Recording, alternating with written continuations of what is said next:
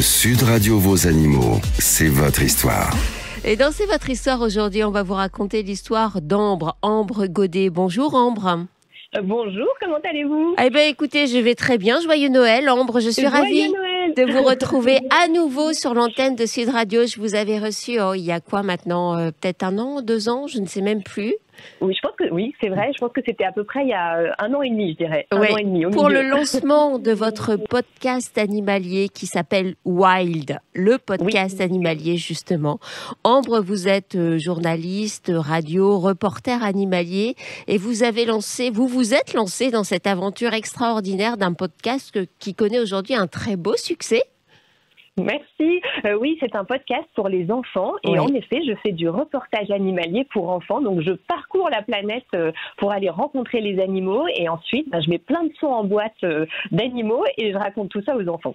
Alors, et puis les grands aussi, évidemment, ont grand plaisir à vous écouter et à accompagner leurs enfants ou leurs petits-enfants dans cette écoute, dans cette immersion dans des univers qui nous sont souvent étrangers. Et alors aujourd'hui, vous avez eu la gentillesse en ce jour de Noël de nous embarquer avec vous dans un voyage au pays des Samis, les éleveurs de rennes que vous êtes allés rencontrer.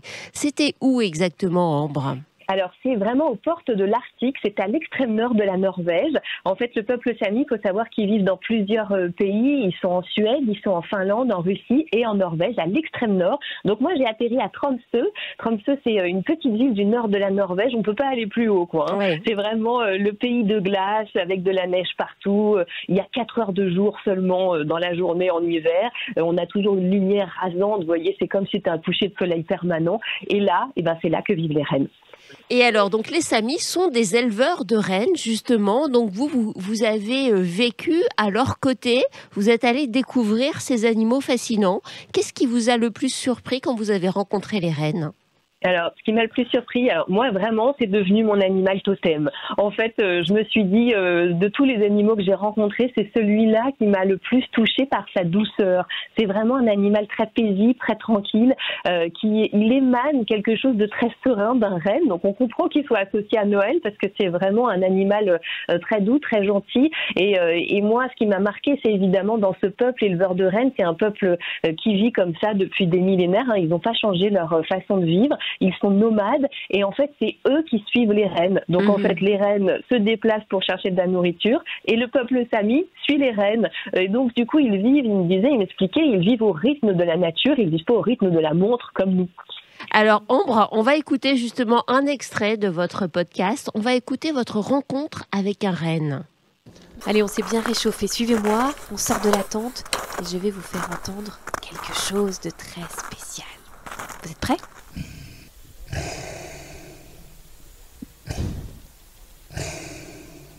Voilà, là je vous fais entendre la respiration d'un renne qui est juste à côté de moi.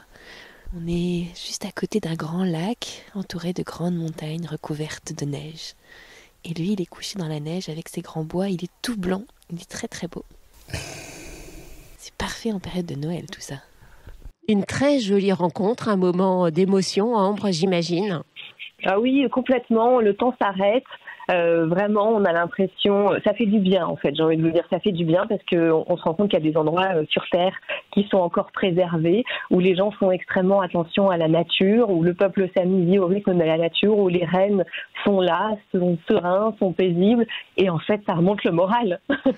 Et bien justement, on va écouter un autre extrait où là, c'est un éleveur qui vous explique son quotidien.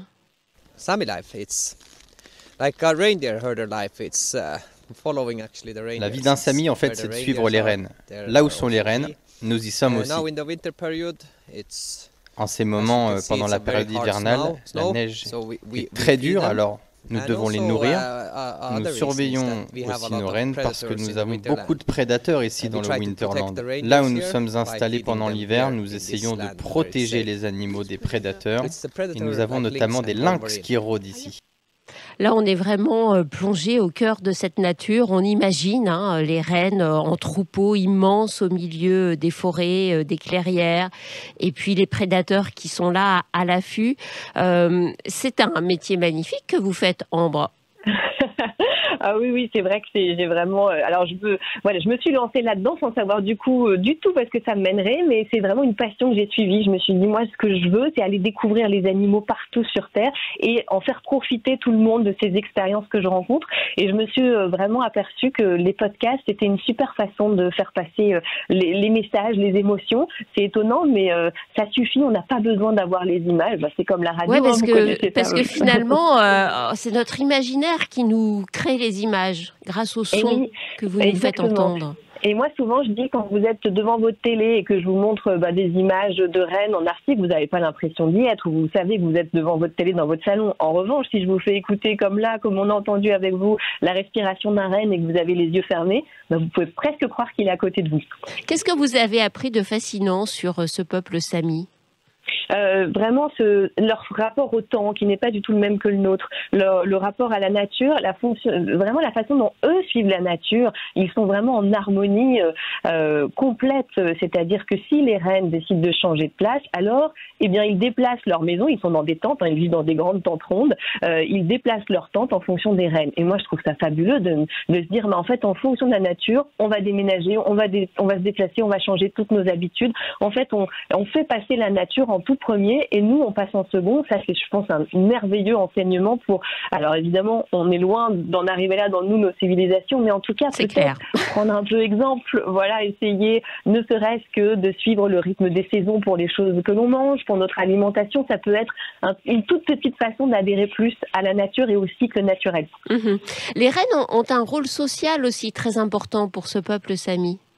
Et oui, parce qu'en fait, tout se passe autour des rennes, vraiment, et c'est leur communauté, alors, est très grande, 100 000 personnes de la communauté du peuple Sami qui vivent vraiment de cet élevage des rennes. Ça se transmet de génération en génération. Lui, Johan, qu'on a rencontré, son arrière-grand-père était déjà éleveur de rennes. C'est toute une communauté et ils vivent normalement quand même parce que les enfants sont scolarisés dans les écoles, mais en fait, les enfants changent d'école au cours d'année en fonction des trajectoires des rennes. Ça, je trouve ça merveilleux. Comment font-ils pour reconnaître leurs rennes ? Parce que les troupeaux se mélangent.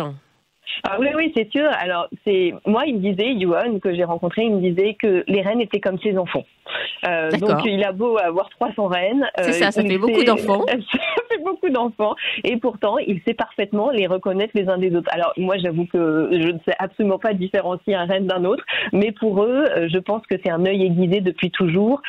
C'est comme ça qu'ils ont grandi. Donc, ils savent très bien reconnaître leurs rennes des autres rennes. Alors après, de toute façon, ils travaillent ensemble à protéger leurs rennes. Donc, quand ils nous expliquaient, par exemple, qu'il faut les protéger des prédateurs comme les lynx, qui sont de plus en plus nombreux, en fait, ils sont tous ensemble à les protéger. Donc, que ça soit son renne ou celui du voisin, c'est la même chose.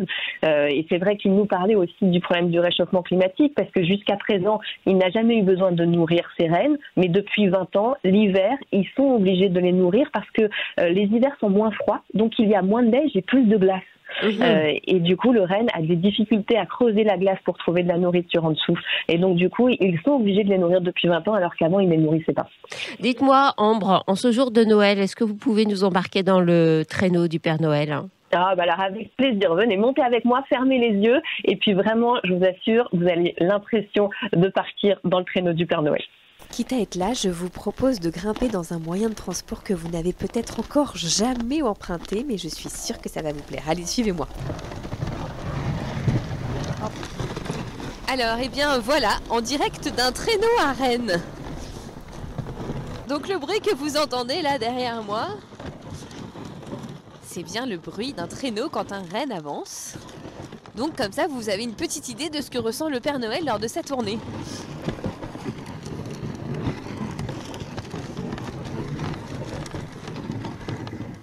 Quelle impression, quel moment incroyable de se retrouver dans un traîneau à Rennes. De liberté, surtout avec, évidemment, on est au extrême nord de la Norvège, donc au loin, alors moi j'avais un lac à côté, mais au loin on a aussi la mer, et évidemment on a les orques en fait qu'on voit passer. Alors là c'est vraiment le paysage le plus sublime que vous puissiez imaginer, c'est-à-dire de la glace, des sapins enneigés, le troupeau de rennes, vraiment. On a l'impression qu'on va voir passer le Père Noël incessamment sous peu dans le ciel. Merci en tout cas pour cette féerie de Noël. Juste en quelques mots, Ambre Godet.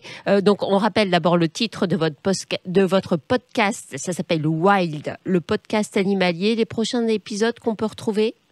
Oui, alors tout est sur toutes les plateformes, hein, c'est accessible. C'est, je vous le disais tout à l'heure, pour les enfants, mais aussi pour toute la famille, parce que les parents souvent écoutent également. Et puis cette année, on va partir à la découverte toujours d'animaux à la fois du bout du monde et à la fois juste à côté. J'ai fait une série spéciale Afrique, par exemple, si vous avez préféré les pays chauds. Et puis il y a aussi des animaux de nos régions, parce qu'on a plein de choses fantastiques. Un des prochains, par exemple, ça sera sur les phoques. Eh bien, écoutez, j'espère que vous reviendrez nous voir sur l'antenne de Sud Radio. Merci à vous, Ambre.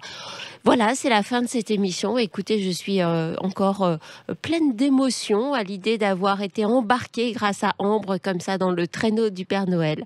Merci à vous de nous avoir suivis en ce jour de Noël. Je vous souhaite à nouveau de bien profiter de cette magnifique journée. Ciao à tous.